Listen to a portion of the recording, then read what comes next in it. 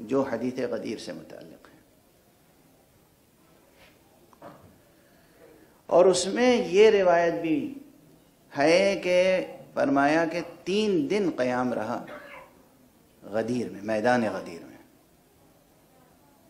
میرے والد ماجد نے بس اس کی تفسیر کی تھی، 3 دن کی تفسیر، اور فرمایا تھا کہ حق تبلیغ یہ ہے، اللہ نے جس شدت سے کہا تھا پہنچا دو، تو حضور علیہ الصلوۃ والسلام نے بھی وہ تدبیر کی کہ پہنچانے کا حق ادا کر دیا۔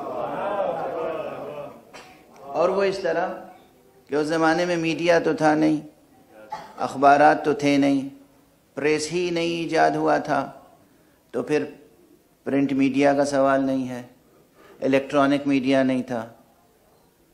کس طریقے سے تمام عالم اسلام تک اللہ کا یہ پیغام پہنچائیں پیغمبر، جبکہ معلوم ہے کہ بہت سے ایسے بھی ہیں کہ جو حضور کے پیغام کو چھپا بھی دیتے ہیں، منافقین بھی تھے، کمزور حافظے کے لوگ بھی تھے، واقعی بھول جانے والے لوگ بھی رہے ہوں گے، لیکن جان بوجھ کے بھول جانے والے لوگ بھی کم نہیں تھے۔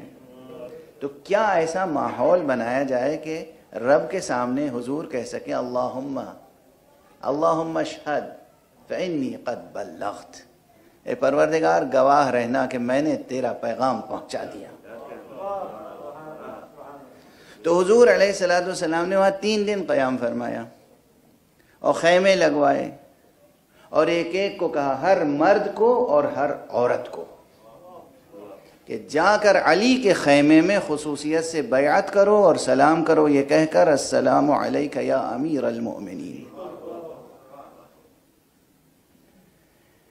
یہ 3 دن قیام کا راز، 3 دن سے کم میں یہ جشن ہو بھی نہیں سکتا تھا، رسم ولی عہدی تھی۔ اور جب یہ شرط لگا دی گئی ہو، اللہ اکبر، کہ یہ نہیں کہ عمومی طور پہ بس ایک، جیسے وہ کیا ہوتا ہے آج کل پارلیمنٹ میں جب کسی کے حق میں رائے دہی ہو تو کہا جاتا ہے بس سب لوگ زور سے آواز دے کر اپنا آواز سے ہم طے کر لیں گے کہ کتنے لوگوں نے ووٹ دیا ہے، تو کہہ دیں گے اکثریت کے ووٹ سے معاملہ طے ہو گیا۔ تو حضور بھی کہہ سکتے تھے کہ سب لوگ کوئی ایک ایسا سلوگن بتاتے کہ یہ کہو فردن فردن، ایک ایک شخص جائے، ایک ایک مرد، ایک ایک عورت جائے اور کہے السلام علیک یا امیر المؤمنین۔ اس میں ظاہر سی بات ہے اس وقت جو مجمع تھا، دن تو یہی تھا 11-12 گھنٹے کا، 11-12 گھنٹے میں ہزاروں کا مجمع، حضور کا خطبہ بھی سماعت فرمائے، نماز جماعت بھی پڑھے، ظہر کی نماز بھی، عصر کی نماز بھی، اپنی ضرورتیں بھی پوری کرے، اور اس کے بعد جا کے فریضہ بیعت بھی ادا کرے۔ میں رسم بیعت نہیں کہہ رہا ہوں،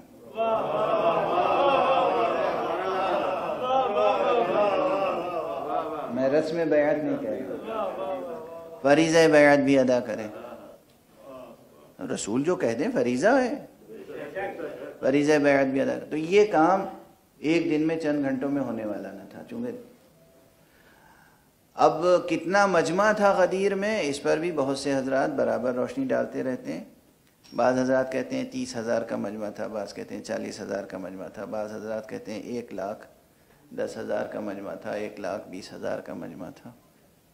جو لوگ بہت گھٹا کے کہتے ہیں وہ کہتے ہیں کہ 10,000-12,000 14,000 کا مجمع تھا، ایسے بھی ہیں کہنے والے۔ 14,000 افراد بھی اگر بیعت کریں، ایک ایک کر کے خیمے میں جائیں، سلام کریں، بیعت کریں، واپس آئیں، ایک ایک کر کے جائیں، سلام کریں، بیعت کریں، واپس آئیں، 14,000 افراد، تو میں نہیں سمجھتا کہ ایک دن میں یہ فریضہ بیعت ادا ہو سکتا ہے۔ تو جناب والا یہ 3 دن قیام رہا، اس کا اثر کیا ہوا؟ والد ماجد مرحوم مغفور کا جملہ ہے کہ حضور نے وقت پر ایسا تصرف کیا، وقت کا استعمال کیا ہے تبلیغ کے لیے. وقت کا استعمال کیوں؟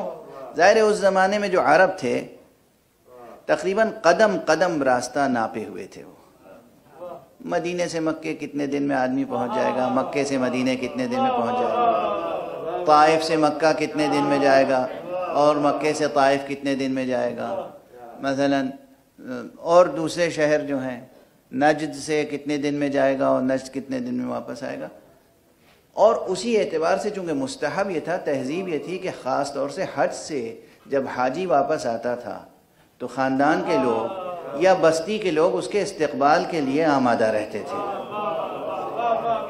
کیا حکمت تبلیغ ہے.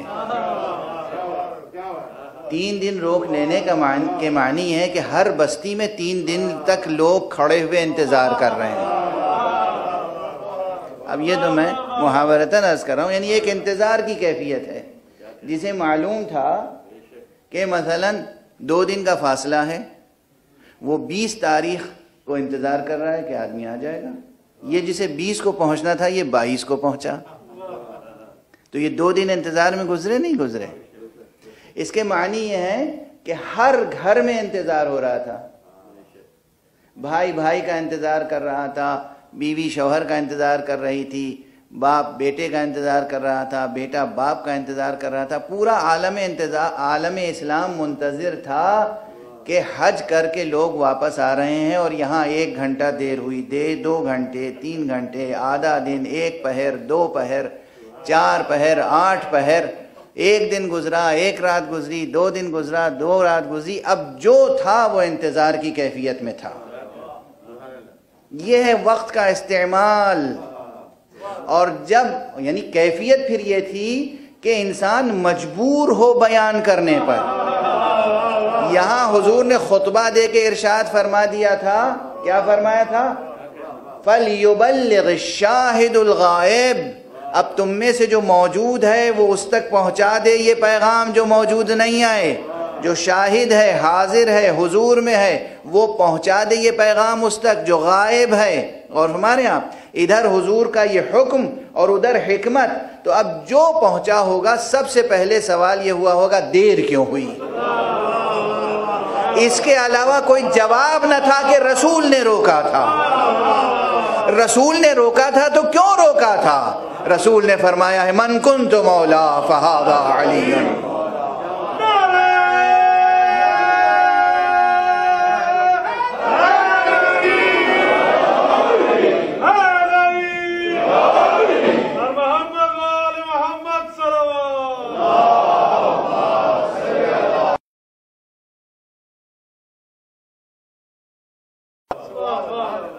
بہرحال